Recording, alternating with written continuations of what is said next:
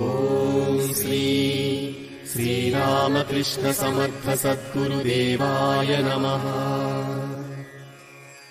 Welcome to machine RK Sandipani Gurukul.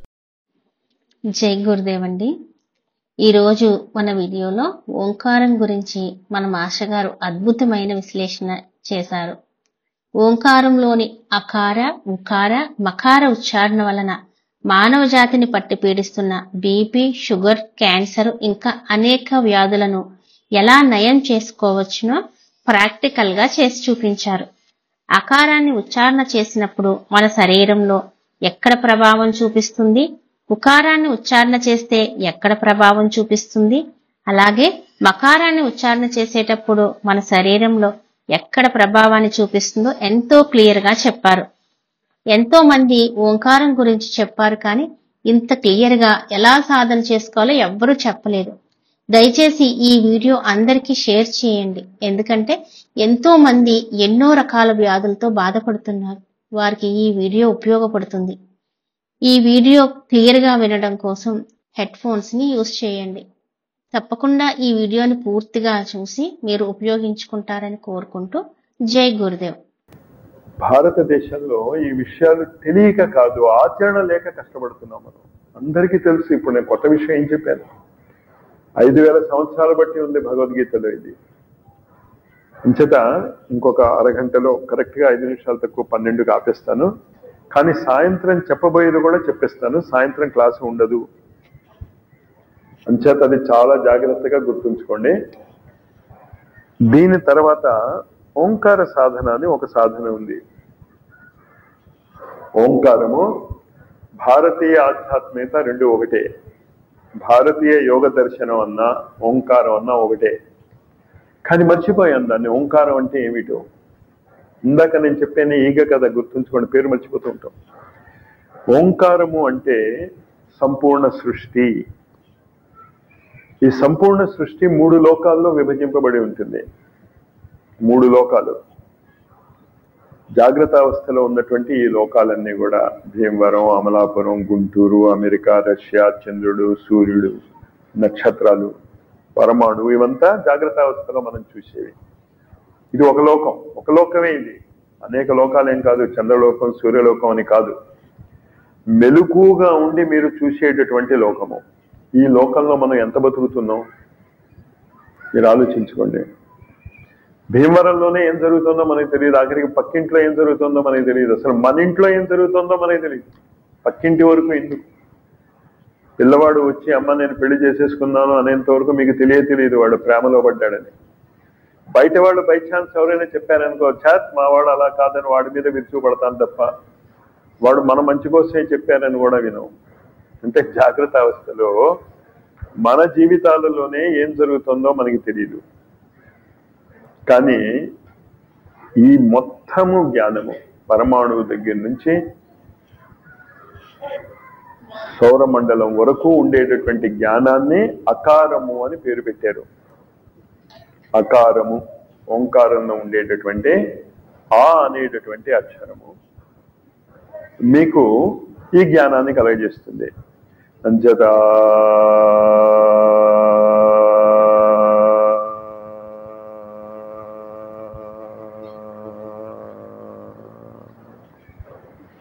ఒకసారి అని చూడండి ఏమవుతుందో కళ్ళు మూసుకొని. నేనేం సిగ్గుపడక్కర్లేదు. మనం పాట పాడటం లేదు. అంచేత మన గొంతుకు ఎలా ఉందో అనవసరం.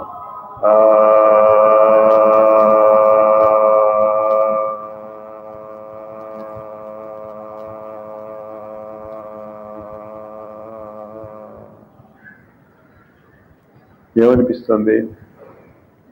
ఏమైనా అనిపిస్తుందా? అంటే ఇప్పుడు కుపం ఇలా చూడండి. అంటే బాగుందా? అంటే బాగుందా? ఏం చేస్తే బాగుంటుంది? కొని చెయ్యి ఇలా పెడితే బాగుందా? చెయ్యి ఇలా పెడితే బాగుందా? అంతే కదా.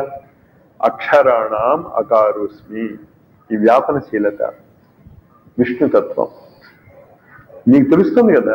ఇలా అంటే బాగుండదు, ఏదో ఇరుక్కుపోతున్నట్టుంది. ఆ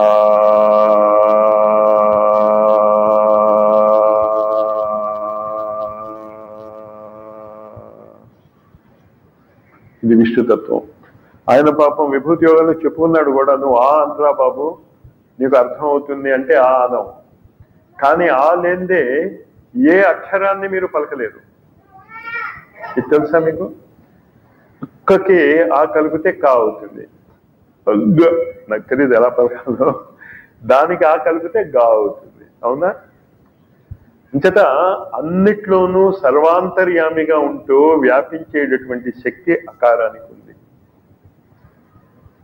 ఇంకో అక్షరానికి శక్తి లేదు. మీరు అని చూడండి, ఇంకో అక్షరం ఇలాగ ఉంటుందేమో. అంచేత ఆ అనేటటువంటి శబ్దాన్ని ఎవడైతే అర్థం చేసుకున్నాడో వాడు జగన్నియంత అవుతాడు అని మాండుక్యోపనిషత్తు చెప్తుంది. మాండుక్యోపనిషత్తు చదవండి, 12 శ్లోకాలు ఉన్నాయి అందులో. కానీ ఆ అన్నానండి నేను రాజునయ్యానా తెలుసుకుని అవ్వాలి. ఇదే అది చెప్పబోతోంది. ఓంకారం ఎలా చేసుకోవాలో మీరు జరా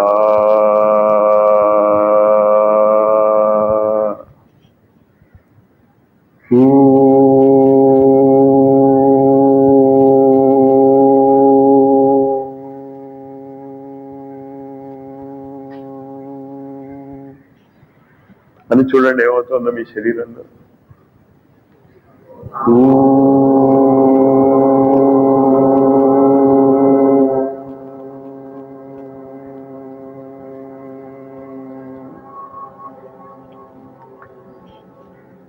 ఏమైంది? మీ శరీరంలో ఏదో మార్పు తెలుస్తుందా? ఇలాగ వెళ్తున్నారా మీరు, లేకపోతే ఇంకేదైనా అవుతుందా? మీరే చెప్పాలి అనుభూతి. ఇంకా మీరు పక్క వాళ్ళని ఏం చూడక్కర్లే, మీకే తెలుస్తుంది అది. పైకి వెళ్తున్నట్టు అనిపిస్తుందా మీకు? పోనీ ఇప్పుడు చూడండి జాగ్రత్తగా.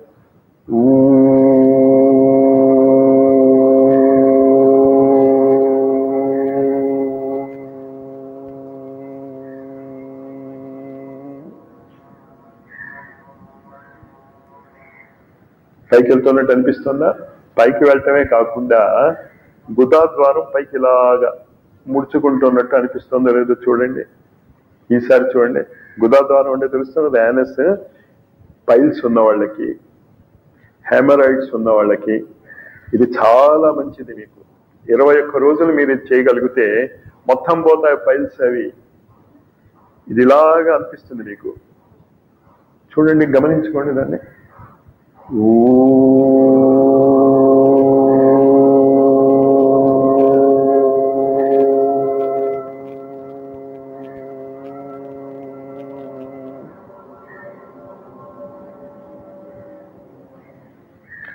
తెలుస్తుందా మీకు? పైకి వెళ్తుంది.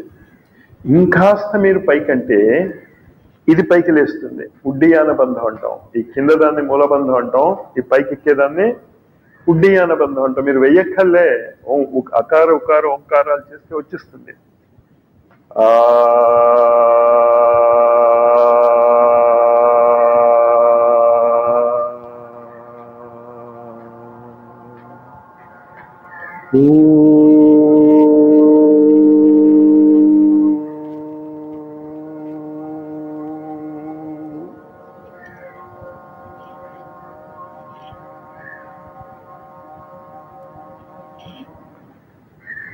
తేడా తెలుస్తుంది కదా.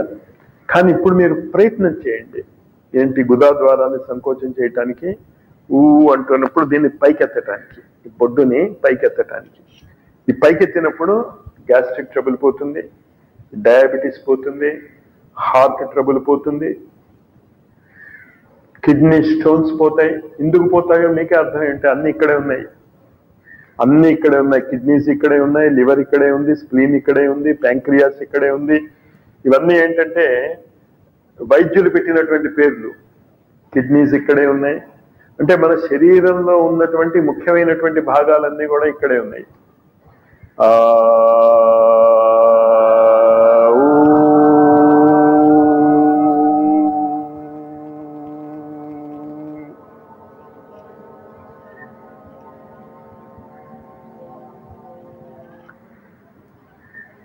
అంచేత ఇది మీరు అంటున్నప్పుడు సహజంగానే ఇక్కడ ఎక్సర్సైజ్ అవుతుంది. ఎక్సర్సైజ్ అవుతే ఆ భాగాలు గట్టిపడతాయి.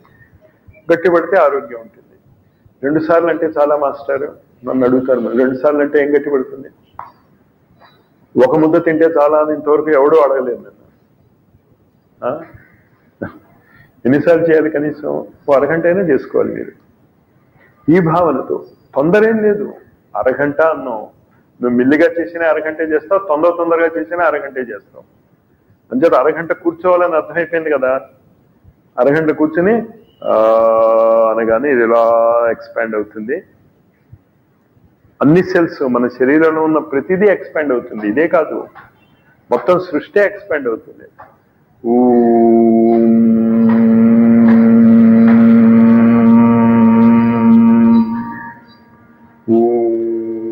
మూలాధారం కూడా కడుపు నొక్కుకోండి, పైకి లేస్తుంది. అది 2 బంధాలు అయ్యాయి. మూలబంధం అయింది, జాలంతర బంధం అయింది. ఇదంతా సహజంగా జరిగేది.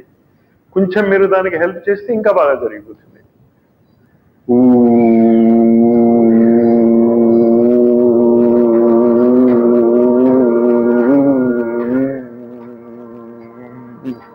మీకు ఇది వణుకు తెలుస్తుంది. ఇక్కడ అది లాగాలంత లాగ్గానే ఇంకా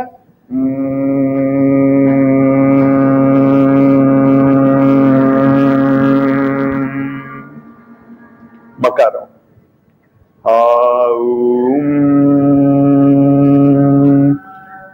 అంటే ఎక్కడికి వెళ్తున్నారు మీరు? బిందువులోకి వెళ్ళిపోతున్నారు. ఎక్కడో అగాధంలోకి వెళ్ళిపోతున్నారు. ఇంత 3 రకాలైనటువంటి లోకాలు ఉన్నాయి: జాగ్రత్త అవస్థ, స్వప్నావస్థ, సుషుప్తి అవస్థ. ఇవి 3 లోకాలు. ఏ విధంగా అయితే ఇక్కడ భీమవరం ఉంది, అక్కడ ఉంది, ఇక్కడ మా స్కూల్ ఉంది, ఇక్కడ మా బంధువులు ఉన్నారంటున్నారో, ఈ ఉకారం కనుక మీరు చేసుకుంటే ఆ లోకంలో కూడా మీకు ఇళ్ళు ఏర్పడతాయి. ఆ లోకంలో కూడా మీరు జీవించగలరు. నారదుడు ఈ 3 లోకాల్లోనూ జీవించగలడు. మనకి ఇక్కడే జీవించటం రావటంలే. ఇంకా ఆ లోకంలో ఏం జీవిస్తాం మనం? అసలు ఈ ఒక్క ఇంట్లోనే ఉంటే పక్కన ఏం జరుగుతుందో తెలియదే మనకి. కానీ ఇది చేసుకుంటే అంతా వస్తుందని చేత ఆ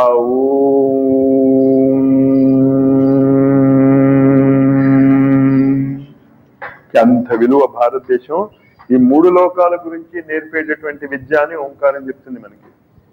బిఏ అంటే వాడు ఏం చదివాడు? సైన్స్ చదివాడు అనుకుంటున్నారా మీరు? బిఏ చదివితే బిఏ చదివిన వాడు సైన్స్ చదివాడా? ఏం చదివాడు? ఆర్ట్స్ చదివాడు. ఎంఎస్సీ చేసిన వాడు మీకు తెలుసు కదా. అలాగే ఓంకారం అంటే ఈ 3 లోకాలలోనూ మీరు వెళ్ళగలగటం అని అర్థం. కానీ ఓం అంటాం కానీ ఇది మర్చిపోయాం. మర్చిపోయాం అంతే. మనకి తెలుసు ఇది. మాండుక్యోపనిషత్ పేరు విన్నవాళ్ళు చాలా మంది ఉంటారు, చదివిన వాళ్ళు చాలా మంది ఉంటారు. కానీ ఇది ఎప్పుడూ గుర్తుంచుకోండి, ఈ ఓంకారం. ఇలా చేసుకుందాం మనం. కానీ ఒక చిన్న మార్పు నేను ఏం చెప్తాను అంటే, ఈ బాహ్య ప్రపంచంలో మీరు ఎంత విస్తరించినా అంతు లేదు దీనికి. విస్తరించుకోండి, నాకే అభ్యంతరం లేదు. మీరు అంత ఎక్కడుంది? శివుడు అంతు తెలుసుకోవాలని శివలింగాన్ని బ్రహ్మ ఒకవైపు బయలుదేరాడు, విష్ణు ఇంకోవైపు బయలుదేరాడు. చివరికి ఏం చేశారు? తిరిగి వచ్చారు అంత తెలియకుండా. అంతే, దీనికి అంతే ఉండదు ఎక్స్పాన్షన్కి. అంచేత దీని మీద మనం ఎక్కువ కాన్సన్ట్రేట్ చేయొద్దు. స్వాప్నిక జగత్ ఎంతైనా స్వాప్నిక జగత్తేగా, స్వప్నాలేగా. అంచేత దాన్ని ఎక్కువ పట్టించుకోకుండా బిందువులోకి వెళ్దాం.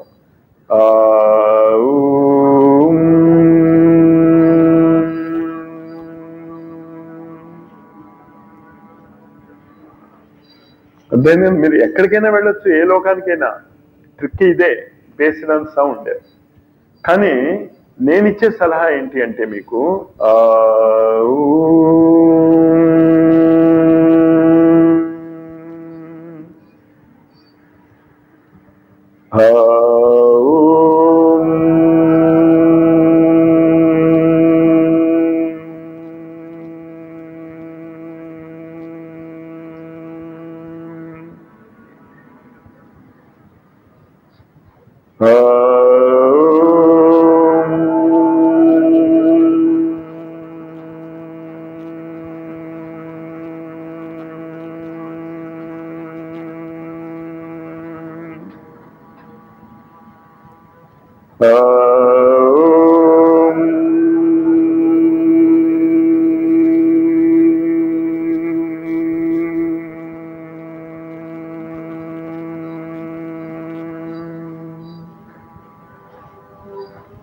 తేడా తెలుస్తుందా? శ్వాస గమనిస్తున్నారు దీంతో మీరు. అన్నాక మన శ్వాస లోపలికి వెళ్తుంది కదా, శ్వాసని గమనించండి. శ్వాస గమనించిన తర్వాత లోపలికి వెళ్తుంది కదా. లోపలికి వెళ్ళిపోతే మీకు డయాబెటీస్ ఉండదు, బీపీ ఉండదు. శారీరకంగా వచ్చేటటువంటి లాభాలు చెప్తున్నాను నేను. ఆధ్యాత్మిక లాభాలు అసలు అంతే లేదు, దానికి అనంతమైనటువంటి లాభాలు ఉన్నాయి. కానీ ఇది రోజు చేసుకోవాలా అని అడిగేవాళ్ళు ఉన్నారు. వారానికి ఒకసారి చేసుకుంటే చాలా అని. నేను చేయగలిగేది ఏం లేదు, మీ కర్మ మీరు నాటుకునేది. నేనేది చెప్పలేను దానికి, కానీ విధానం మాత్రం ఇది. అర్థమైంది కదా? అంచేత ఇది ఒక 21 సార్లు చేసుకుందాం మనం. దాని తర్వాత మూడో విషయం కూడా చెప్పి క్లాస్ ఆపేస్తాను నేను. కానీ ఆధ్యాత్మికత అంతా కూడా ఒక విజ్ఞానం, సైన్స్, ప్రాక్టికలే తప్ప లెక్చర్ల వల్ల ఏం రాదు. ఇంకా ఇదంతా విన్న తర్వాత ఇంకా మీరు చేసుకోవాల్సిందే దాన్ని. కానీ డయాబెటీస్ ఉంది, బీపీ ఉంది, షుగర్ ఉంది, దాంతో క్యాన్సర్ ఉంది, ఇది ఉంది అంటారు తప్ప ఇది చేసుకుంటే పోతుంది అంటే వినరు. కానీ ఇది చెప్పింది ఎవరో తెలుసా? ఋషులే కాదు, వరల్డ్ హెల్త్ ఆర్గనైజేషన్ అని ఒక ఆర్గనైజేషన్ ఉంది. పేరు విన్నారు లేదు మీరు? వరల్డ్ హెల్త్ ఆర్గనైజేషన్ అనేది ప్రపంచంలో ఉన్నటువంటి అందరు గొప్ప గొప్ప డాక్టర్లు కలిసి ఆ సంస్థలో మెంబర్లుగా ఉంటారు. వాళ్ళలో ఒకడు ప్రెసిడెంట్ ఉంటాడు. వాళ్ళందరూ కూడా ఈ ప్రపంచానికి రోగ నివారణకి దానికి ఏం చెయ్యాలి అని చేసేటటువంటి ఆయన ఆక్స్ఫర్డ్ యూనివర్సిటీలో ప్రెసిడెంట్ దీని గురించి మాట్లాడాడు. ఇందాక నేను చెప్పిన సాధన గురించి ఏం చెప్పాడు? 800 మంది దంపతులను ఎన్నుకున్నట్టు వాళ్ళు ప్రపంచం అంతా. ఎటువంటి వాళ్ళు అంటే పిల్లలు లేని వాళ్ళు. వరల్డ్ హెల్త్ ఆర్గనైజేషన్ వాళ్ళు ఎన్నుకున్నారు. అంటే వాళ్ళు అన్ని విధాలా నిర్ధారణ చేసుకున్నారు డాక్టర్లుగా. ఇంకా వీళ్ళకి పిల్లలు పుట్టరు ఈ దంపతులకి. భార్యని టెస్ట్ చేశారు, భర్తని టెస్ట్ చేశారు, డాక్టర్లందరూ ప్రపంచంలో ఉన్నవాళ్ళు. ఇంకా వీళ్ళకి పిల్లలు పుట్టరు అని 800 మందిని చేసుకుని ఈ సాధన చేయించారు. 3 నెలలలో 180 మందికి గర్భం వచ్చింది. 3 నెలలు. పొద్దున్న అరగంట, సాయంత్రం అరగంట చేస్తే అంత టైం మాకు ఎక్కడుంది మాస్టర్? కానీ పిల్లలు కావాలి. నువ్వు రోజుకో గంట ఇవ్వలేని వాడు పిల్లలు పుడితే మాత్రం వాళ్ళని ఏం సేవ చేస్తావనే పిల్లలు పుట్టలేదేమో. ఇంకా కర్మ నాటు అని ఇందాక చెప్పానే. అంచేత అది చూసుకోండి. మళ్ళా ఇదంతా చేసినా మళ్ళా మీరు నాటుకున్న దాన్ని బట్టి ఉంటుంది. అందుకని ఏమని నాటుకోమని చెప్పాను? చాలా సింపుల్ గా నేను కలిసి చెప్పండి.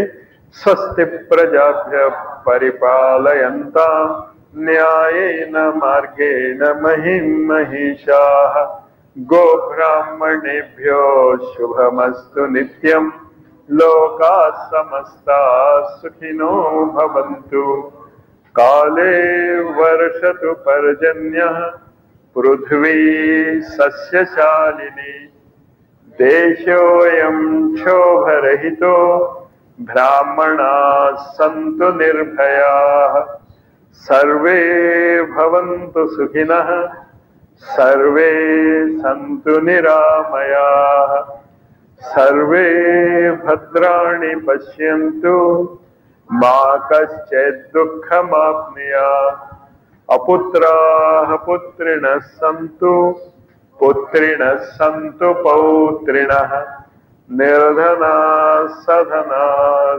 సంతు జీవంతు శరదాం శతం. ఇది నాటుకోండి. సకాలంలో వర్షాలు కురవాలి, రామరాజ్యము లాంటి రాజ్యము రావాలి, పృథ్వీ సస్యశ్యామలంగా ఉండాలి, పిల్లలు లేని వాళ్ళకి పిల్లలు ఉండాలి, పిల్లలు ఉన్న వాళ్ళకి మనవలు ఉండాలి, అందరూ ధనంతో 100 ఏళ్ళు హాయిగా బతకాలి అని నాటుకోండి అది. కానీ చాలా మంది ఏం చేస్తారో తెలుసా? నా క్లాసులో కూడా మిగతాదంతా వదిలేద్దాం.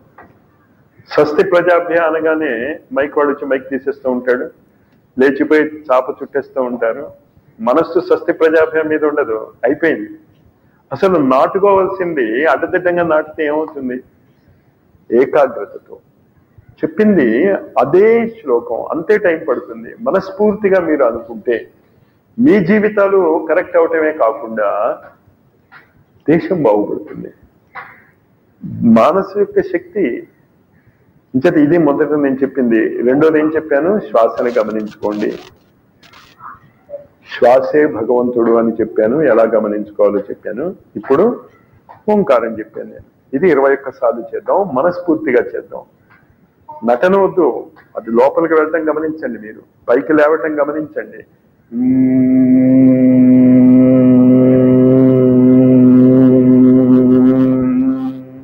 ఎంత లోపలికి తీసుకెళ్తే అంత లోపలికి తీసుకెళ్ళండి. బ్యూటీ క్లినిక్స్ కి వెళ్ళక్కర్లే, ఆటోమేటిక్ గా కడుపు పరచబడిపోతుంది. ఇక్కడ ఉన్నటువంటి కండరాలు పరచబడిపోతాయి. మీకు తెలియటం లేదా అవుతాయనేది? దానికి పెద్ద డాక్టర్ అవ్వాలా మీరు తెలియటానికి? కరెక్ట్ గా చేస్తే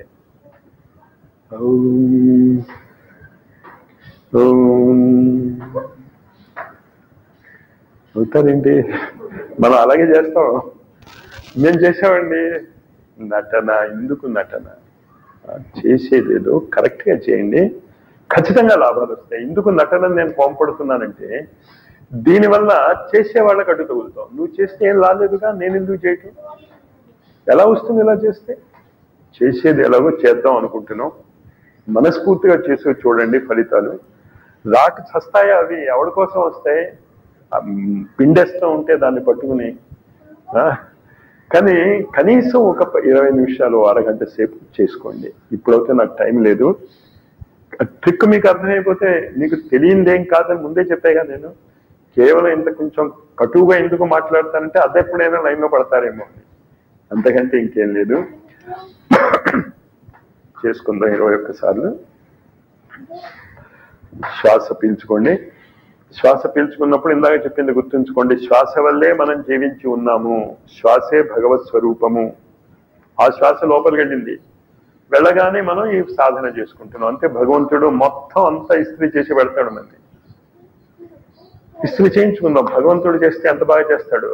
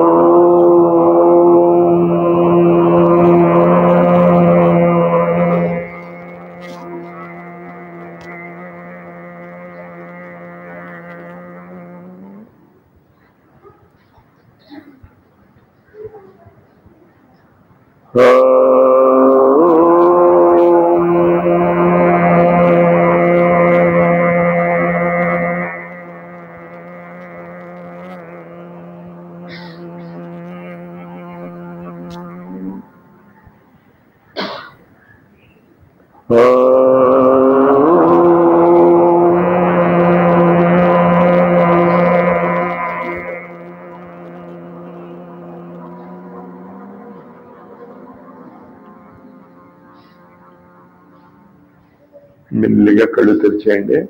21 సార్లు అవ్వలేదు కానీ టైం అయిపోతుంది. 12 గంటలకు బయలుదేరాలి నేను.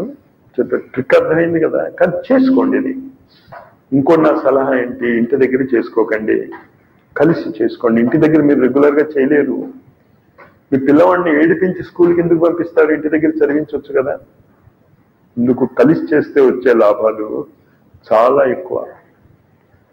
కలియుగంలో శక్తి సంఘటనలో ఉంది. కలో సంఘే శక్తి, యుగధర్మం అది. ఇంచేత మీరు ఇంటి దగ్గర కూర్చొని చేసుకుంటా ఉండి మీరు చేసుకోలేరు. వేషాలు వేయకండి, ఎవ్వరూ ఇంటి దగ్గర చేసుకోలేరు. అంచేత ఏదో ఒక టైం పెట్టుకుని అందరూ కలిసి చేసుకోండి. మాకు వీలు దొరకదండి. దాన్ని బట్టి మీరు నాటుకుంటున్నది ఏంటో అర్థమైపోయింది కదా.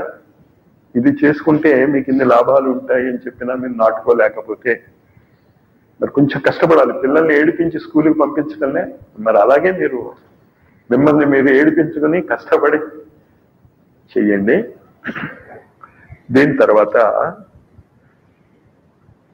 ఆహారంలో కొన్ని చిన్న చిన్న మార్పులు తెచ్చుకోవాలి. మీరు ఫలితాలు రావాలి అంటే ఆ చిన్న చిన్న మార్పులకి వివరణ ఎందుకు అలా చేయాలో అన్నది నేను ఇవ్వలేను, కానీ చిన్న చిన్న కామన్ సెన్స్ ఉదాహరణ మీరే చెప్పుకోవచ్చు. వచ్చేయండి మా లోపలికి. 3 లీటర్ల నీళ్లు ఖచ్చితంగా రోజుకు తాగండి, కొలత పెట్టుకుని. ఇది నా నీళ్లు అని దెబ్బలాడండి. ఆ 3 అది ఎవరు ముట్టుకోనివ్వకండి ఆ నీళ్ళని. నా నీళ్లు ముట్టుకోవద్దు, మీకు కొలత తెలియటానికి. ఎండిపోయిన చెట్టుకి నీళ్లు పోసిన చెట్టుకి ఎంత తేడా ఉంటుందో మన జీవితాలకి అంత తేడా వస్తుంది. నీళ్లే సంపద అన్నది గుర్తుంచుకోండి. మీరు ఎంత నీళ్లు ఎక్కువ తాగగలిగితే మీకు అంత సంపద వస్తుంది. ఎక్కువ నీళ్లు తాగితే ఎక్కువ సంపద వస్తుందని చేయకండి. ఎక్కువ నీళ్లు పోస్తే కుళ్ళిపోతుంది. అంచేత అతి సర్వత్ర వర్జే 3 లీటర్లు చాలు రోజుకి, ఖచ్చితంగా తాగండి. అన్నిటికంటే పెద్ద గొప్పది ఏంటంటే దాంతో లావు తగ్గుతారు. నీళ్లు ఎక్కువ తాగితే సహజంగా లావు తగ్గుతారు. నేను చెప్పే కదా దీనికి సైంటిఫిక్ ప్రూఫ్స్ అవి అంతా కొన్ని గంటలు చెప్పగలను అనుకుని వినేసి ఒప్పేసుకోండి మీరు. ఎందుకంటే చెప్పే టైం లేదు కనుక.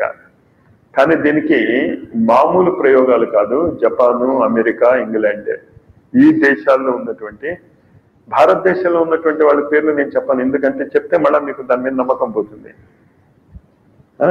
జత జపాన్ దేశస్తులు, అమెరికా దేశస్తులు, ఇంగ్లాండ్ దేశస్తులు అయినటువంటి డాక్టర్లు దీని మీద రీసెర్చ్ చేసి చెప్పారు. 3 లీటర్లు నీళ్లు తాగండి రోజుకి. మీరు ఎలా తాగుతారో అలా, నిద్ర లేవగానే ఒకేసారి తాగేస్తారు, గ్యాప్ ఇచ్చి తాగుతారు, ఎలా తాగుతారో అలా తీసుకోండి. ఇంకోటి ఏంటి, ఆహారం తీసుకుంటున్నప్పుడు నీళ్లు తాగొద్దు. మనకేంటి, కంచం పెట్టగానే గ్లాసు నీళ్లు పెడతాం. అన్ని తప్పుడు అలవాట్లే.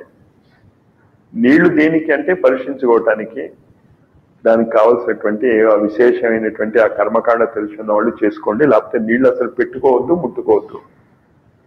భోజనం చేస్తున్నప్పుడు నో నీళ్లు. భోజనానికి అరగంట ముందు నుంచి భోజనం అయిపోయాక 1 గంట వరకు నీళ్లు ముట్టుకోకండి. తర్వాత నీళ్లే ముట్టుకోండి, ఆహారం ముట్టుకోకండి. ఇది ఒక నియమం. రెండోది, ఆహారంలో కాయగూరల పాళ్ళు ఎక్కువ చేసుకోండి. కూరలు ఎక్కువ తినండి, పళ్ళు ఎక్కువ తినండి, మిగతాది తగ్గించుకోండి. పప్పు బాగా తగ్గించండి. ఇది ఆరోగ్య సూత్రాల గురించి నేను చెప్తున్నాను. నేను పిల్లలకు కూడా అదేనా, పిల్లలకి కూడా అదే వర్తిస్తుంది. కాయగూరలు ఎక్కువ పెట్టండి. టిఫిన్ల బదులు ఉడకబెట్టిన కాయగూరలు టిఫిన్ లాగా తినగలిగితే చాలా మంచిది. చేయటం చేత కావాలే కానీ చాలా కమ్మగా చేసుకోవచ్చు కాయగూరల్ని టిఫిన్ బదులు. పిల్లలకి అది టిఫిన్గా ఇస్తే వాళ్ళ జ్ఞాపక శక్తి పెరుగుతుంది. కాయగూరలు, ఉడకబెట్టిన కాయగూరలు, అందులో మీరు ఉప్పు వేసుకోవచ్చు. ఎండుమిరపకాయ, చింతపండు, నూనె పనికిరాదు. మా లెక్చరర్ ఒకరితో ఈ మాట అంటే అతను ఏమన్నాడో తెలుసు, అతను ఇంకా బతకటం ఎందుకు అన్నాడు. అంటే చింతపండు, ఎండు మిరపకాయ, నూనె లేకపోతే బతకదే అక్కర్లేదు అన్నాడు ఆయన. ఆయన నాటుకున్నది అది. కానీ చాలా కమ్మగా మీరు చేసుకోవచ్చు, పిల్లలకి పెట్టవచ్చు. కాయగూరలు ఎక్కువ చేసుకోండి. ఆహారంలో ఉండేటువంటి మార్పులు అది నేను చెప్పేటటువంటిది. ఇంకొకటి చాలా ముఖ్యమైనది ఏంటి అంటే ఆసనాలు. 10 ఆసనాలైనా ప్రతి వ్యక్తికి వేయటం రావాలి. నేను నేర్పిన 10 ఆసనాలైనా మీరు మన వాళ్ళ దగ్గర నేర్చుకోవచ్చు. లేకపోతే మీకు నచ్చిన ఏ 10 ఆసనాలైనా, కానీ మీరు పుస్తకం చూసి చేయటం మాత్రం ఒప్పుకోను, చాలా ప్రమాదం అది. ఎవరి దగ్గరైనా నేర్చుకోండి, తెలిసిన వాళ్ళ దగ్గర ఎవరైనా వచ్చది. ఎవరి దగ్గరైనా 10 ఆసనాలు నేర్చుకోండి. ఇది నేను చెప్పదలుచుకున్నటువంటి విషయాలు ఈసారి సెషన్లో. ఇదంతా కాకుండా ఓం సాయి వెంకటేశ శ్రీరామ్ ఓం అనేటటువంటి ఒక మంత్రం ఉంది. సాయి తత్వం మీకు తెలుసు, వెంకటేశ్వర స్వామి మనకి తెలుసు. శ్రీరామ్ శర్మ ఆచార్య అని ఇంకొక మహా వ్యక్తి ఉత్తర హిందుస్థానంలో గాయత్రి మంత్రాన్ని సర్వప్రచారం చేయటమే కాకుండా అశ్వమేధ యజ్ఞాలను కూడా స్టార్ట్ చేశాడు ఆయన. మొన్న మీకు తెలుసు, డిసెంబర్లో అశ్వమేధ యజ్ఞం జరిగింది. అశ్వమేధ యజ్ఞం ఎప్పుడు చేస్తామో కూడా మనకి తెలుసు కదా. ఎప్పుడు చేస్తాం? యుగ పరివర్తన జరుగుతున్నప్పుడు చేస్తాం అశ్వమేధ యజ్ఞాలు. అంచేత అలాంటి యజ్ఞాలు చేసినటువంటి వ్యక్తి పేరు కూడా మనం మనసులో అనుకుంటే వాళ్ళకు కావలసినటువంటి ఇదనమాట, సాయి వెంకటేశ శ్రీరామ్. ఓం సాయి. మళ్ళీ ఈయన గొప్ప అని అడగండి. నా దృష్టిలో ఇద్దరు ఒకటే, మీ దృష్టిలో ఏంటో నాకు తెలియదు. ఓం సాయి వెంకటేశ శ్రీరామ్ ఓం. ఈ మంత్రాన్ని ఈ దేశకాల పరిస్థితులు బట్టి ఇందరు మహనీయుల్ని మనం తలుచుకుంటున్నాం కనుక చాలా మంచి ఫలితాలు ఇస్తుంది అని మన వాళ్ళకి చెప్తూ వచ్చాను నేను. దాన్ని చేసుకోండి. అన్నిటికంటే ముఖ్యం ఏంటి అంటే కలిసి చేసుకోవటం అవసరం. భారతదేశం నాశనం అయిపోవటానికి కారణం ఏంటంటే ఎవడు కలవడు. ముఖ్యంగా ఆధ్యాత్మిక జగత్తులో అసలు కలవడు. ఎవడైనా కలిశాడు అనుకో అలా చేయకూడదు అని మొదలెడతాడు. అందుకని ఇంత వివరణగా చెప్పాల్సి వస్తుంది. ఎందుకు అలా చేయమంటున్నాను నేను. అప్పుడు ఇంకా మీకు అనుమానం రాదు కదా, ఎవడో ఏం చెప్పినా ఎందుకు ఇలా చేస్తున్నారు మీరు. అంచేత ఓంకారం చేసుకోండి, శ్వాసన చేసుకోండి, ఆసనాలు వేసుకోండి, ఆహారంలో మార్పులు తెచ్చుకోండి, నీళ్లు 3 లీటర్లు తాగండి. వీలుండి నమ్మకం ఉంటే ఈ వ్యక్తుల మీద ఈ మంత్ర జపాన్ని చేసుకోండి. అందరూ సుఖంగా ఉందో అని ప్రార్థన చేస్తూ ముగిద్దాం. ఇది ఎన్నిసార్లు అనుకోగలిగితే అన్నిసార్లు అనుకోండి. తాతయ్య గారిని నాకు ఒక వ్యక్తి తెలుసు, మీలో కొంతమంది విన్నారేమో, కొత్త రామకోటయ్య గారని వినుండొచ్చు మీలో కొంతమంది. ఆయన ఈ ఆసనాలు అవి ఇవి ఏం చెప్పడు. ఆయన దగ్గరికి వెళ్ళి మీరు కూర్చుంటే మీ రోగాలు తగ్గిపోతాయి. సివివి ప్రేయర్ చేసేయారు ఆయన. ఒకసారి ఆయన అడిగాను, అసలు మీకు ఈ శక్తి ఎలా వచ్చిందని. అబ్బో 40 ఏళ్ళు కష్టపడ్డాను అన్నాడు. పోనీలండి, మీరు 40 ఏళ్ళు కష్టపడితే నేను 40 గంటలు కష్టపడగలను. ఇంచేత సైంటిస్ట్ చాలా కష్టపడి ఒక ప్రయోగం చేసిన తర్వాత మనకి అంత కష్టపడక్కర్లే, మనకి తొందరగానే వచ్చేస్తుంది. 40 సంవత్సరాలు ఏం కష్టపడ్డారు అని అడిగాను. ఇది నాటుకున్నాను అన్నాడు. స్వస్తి ప్రజాభ్య పరిపాలయంత న్యాయేన మార్గేణ మహిం మహిషాః గోబ్రాహ్మణేభ్యో శుభమస్తు నిత్యం లోకాః సమస్తాః సుఖినో భవంతు. కాలే వర్షతు పర్జన్యః పృథివీ సస్యశాలిని దేశోయం క్షోభరహితో బ్రాహ్మణాః సంతు నిర్భయాః సర్వే భవంతు సుఖినః సర్వే సంతు నిరామయాః సర్వే భద్రాణి పశ్యంతు మా కశ్చిద్ దుఃఖమాప్నుయాత్. అపుత్రాః పుత్రిణః సంతు పుత్రిణః సంతు పౌత్రిణః నిర్ధనాః సధనాః సంతు జీవంతు శరదాం శతం. ఓం శాంతి.